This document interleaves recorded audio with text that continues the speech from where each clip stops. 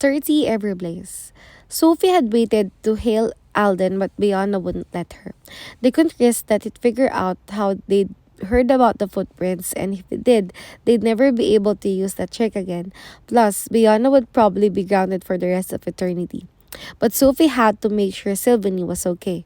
She lay back on her bed, staring at the crystal stars that dangled from her ceiling and hoping Master Dito was right about her abilities. She had no idea how she'd been able to transmit the fits from so far away. She'd operated mostly on instinct, mixed with a healthy dash of desperation. But she was feeling pretty desperate right then, so she hoped that would be enough to create a connection. Sylvanie, she called, fueling the transmission with every ounce of fear she could muster. Can you hear me? I need to know you're okay. Please reply. No answer. She closed her eyes, letting her worries feed off another until her head buzzed with static-like energy. It hummed and thrummed and hissed and swished until she couldn't bear the noise any longer. Then she shoved it out of her mind along with another desperate transmission to Sylvanie. And as she lay there, gasping for breath, her mind filled with the most wonderful sound ever. Friend? Yes, Sophie transmitted back, afraid to move or breathe or do anything to sever the connection. Friend, Sophie, visit, treats. No, I'm not visiting right now, and I can't send you any treats, but I'm so glad you're safe. Safe, Sylvanie agreed. She filled Sophie's mind with scenes of her galloping through the violet pastures and streaking through the rainbow sky with Greyfell at her side. Sophie couldn't decide what made her happier, knowing Sylvanie was safe or seeing her getting along with Greyfell. Either way, she sank into the feeling, letting her mind drift with Sylvanie's cool, breezy memories. And for the first time in weeks, she finally slept. Can we talk? Sophie asked, stopping Fitz on their way to the main Foxfire building. Fitz glanced at all the prodigies lingering around them. We should probably talk in my head. Sophie nodded, opening her mind to his thoughts before she transmitted. I just wanted to say I'm sorry. I shouldn't have panicked like that. No, I'm sorry too. I still get freaked out sometimes when I let someone into my head, and I'm used to it. It's definitely weird, Sophie agreed, but I'm glad you can do it, and I'm going to do my best not to block you the next time it happens. Fitz grinned. So you trust me? She asked softly. Of course. Do you still trust me? Probably more than anyone. So will you at least tell me what you and Bianna have been working on then? If you really want to know, but it's not as awesome as you think it is. Fitz insisted he didn't care, so she told him about the leak in the Black Swan and the homing device and the ogre footprints outside the sanctuary. His brows rose higher with each new detail, but before she got to the part about Jolie, Stina shoved her way between them. "Ah, look at the traitors having their secret conversation," she said, tossing her hair into Sophie's face. "All set to heal a worthless criminal tonight." "None of your business," Sophie told her. "Actually, it's everyone's business. And don't think we won't be watching to see what mess you make this time." She tossed her hair again as she stalked away, and Sophie glanced at the crowd of prodigies still watching them, most of them looking less than supportive. "You sure you want to deal with stuff like this?" she transmitted to Fitz. "Oh, I'm definitely in, and nothing's going to go wrong, okay?" There wasn't a hint of doubt in his mind, and Sophie wished she could feel the same, but all she could hear was Finton's mocking laughter from the last time she'd had to see him.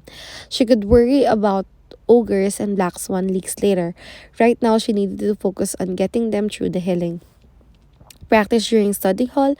she asked Fitz. He nodded. "See you there, and try not to stress too much until then." They both smiled sadly, knowing it was an impossible request.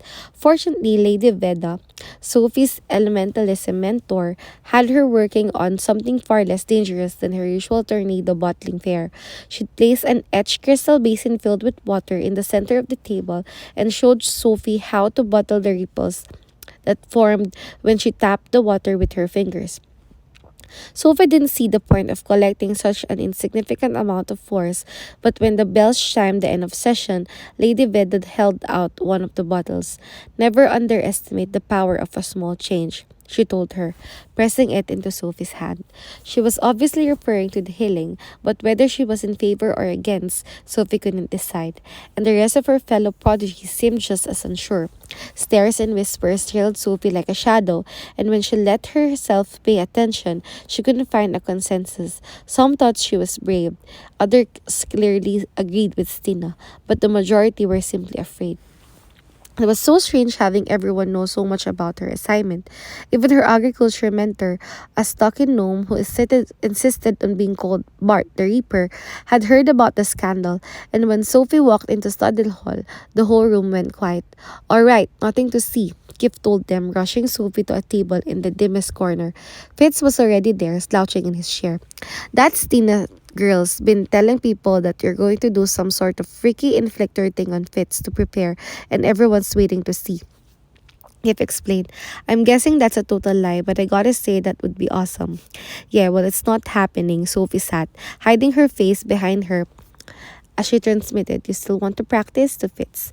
He nodded as she opened her thoughts to his mind, cringing when she saw his mental turmoil.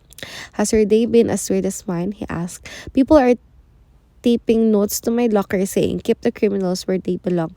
And whose side are you on? It's not too late to change your... Will you stop worrying? Kif asked, waving Sophie's stress vibes away from his face. Trust me, my boy can handle himself.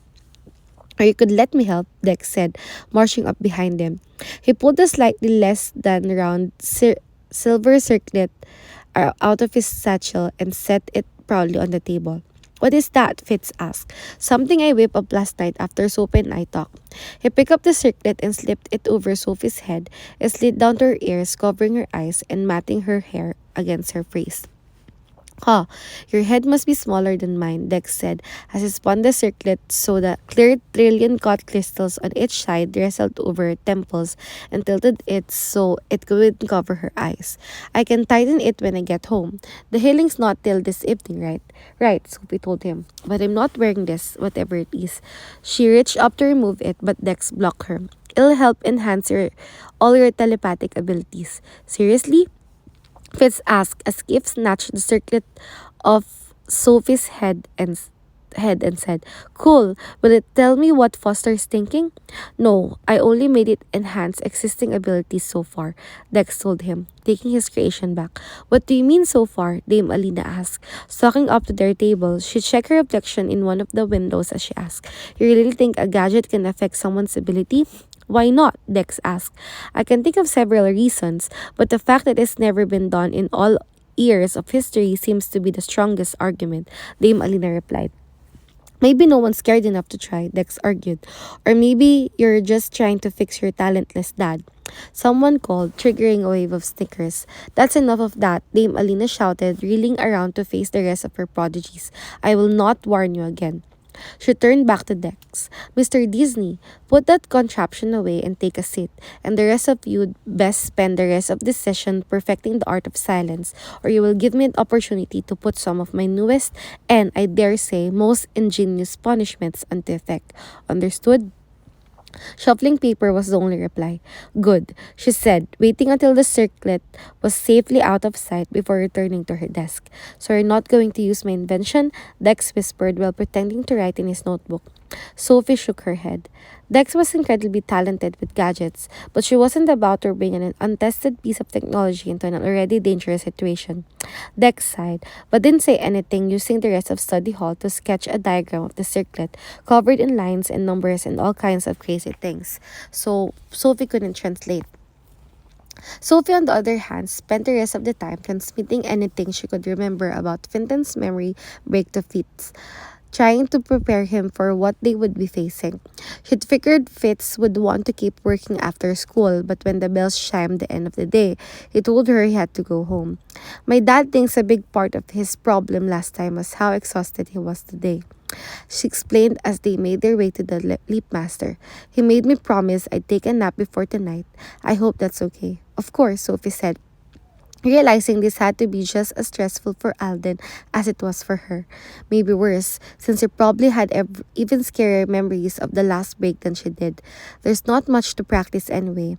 Then maybe you should rest too, Fitz suggested, but they both knew that was so not going to happen.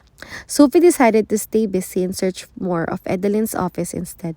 She had Sander dig her a trail through the trunks and boxes so she could get to the chest in the back, hoping Edeline would have shoved Jolie's school things as far away as she could. But when she opened the first trunk, books, thick, heavy bound journals filled with Edeline's intricate writing. A quick flip through the pages told Sophie there were probably some interesting stories in there. The words monitoring the mermaid migration particularly caught her attention, but she'd have to come back to them later. At the moment, she was a girl on a mission. The next trunk was filled with what had to be Bramble jerseys, and Sophie couldn't resist stopping to count how many different games they represented. Kif had told her that the elves only had the Bramble Championship once every 3 years, and that was when they printed the jerseys. So if all the jerseys belonged to Grady, he was way older than she'd realized, by at least a couple of 100 years. She couldn't quite wrap her head around that. The trunks got increasingly boring from then on, some filled with curtains, others with shoes, and there was a particularly stinky one that was currently empty but must have one held some sort of cheese. Sophie had gotten so used to finding useless things that she'd already closed the next chest before she realized what she'd just seen. She pulled the lid open, feeling her heart pick up speed. Inside were neat rows of textbooks and carefully folded silver uniforms and capes, all of Jolie's missing Foxfire things.